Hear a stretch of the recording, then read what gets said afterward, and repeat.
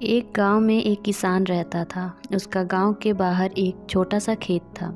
एक बार फसल बोने के कुछ दिनों बाद उसके खेत में चिड़िया ने घोंसला बना लिया। कुछ समय बीता तो चिड़िया ने वहां 2 अंडे भी दे दिए। उन अंडों में से 2 छोटे छोटे बच्चे निकल आए। वे बड़े मज़े से उस खेत में अपना जीवन गुजारने लगे। कुछ महीनों बाद फसल कटाई का समय आ गया। गांव के सभी किसान अपने खेतों की फसल की कटाई में लग गए। अब चिड़िया और उसके बच्चों का वहाँ खेत छोड़कर नए स्थान पर जाने का समय आ गया था। एक दिन खेत में चिड़िया के बच्चों ने किसान को ये कहते हुए सुना कि कल मैं फसल कटाई के लिए अपने पड़ोसी से पूछूंगा और उसे खेत में भेजूंगा। यह सुनकर चिड़िया के बच्चे परेशान हो गए। उस समय चिड़िया कहीं गई हुई थी। जब वो वापस लौटी तो बच्चों ने उसे किसान की बात बताते हुए कहा, माँ, आज हमारे यहाँ अंतिम दिन है। रात में हमें दूसरे स्थान के लिए यहाँ से निकलना होगा।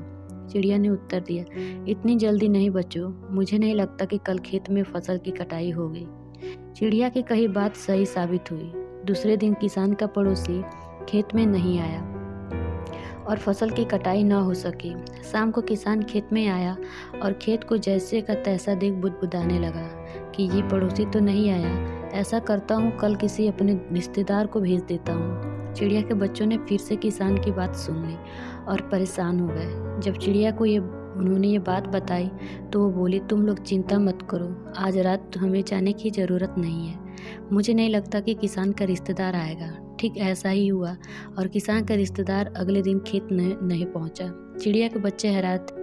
उनकी माँ की हर बात सही हो रही है। अगली शाम किसान जब खेत आया तो खेत की वही स्थिति देख बुदबुदाने लगा कि ये लोग तो कहने के बाद भी कटाई के लिए आते नहीं है। कल मैं खुद आकर फसल की कटाई शुरू करूँगा। चिड़िया के बच्चों ने किसान की ये बात भी सुन ली। अपनी माँ को जब उन्होंने ये बताया तो वो बोली, बच्चों, अब समय आ गया ये खेत छोड़ने का। हम आज रात ही ये खेत छोड़कर दूसरी जगह चले जाएंगे। दोनों बच्चे हैरान थे कि इस बार ऐसा क्या है जो माँ खेत छोड़ने को तैयार है। उन्होंने पूछा तो चिड़िया बोली, बच्चों, पिछली बार 2 बार किसान कटाई के लिए दूसरों पर निर्भर था।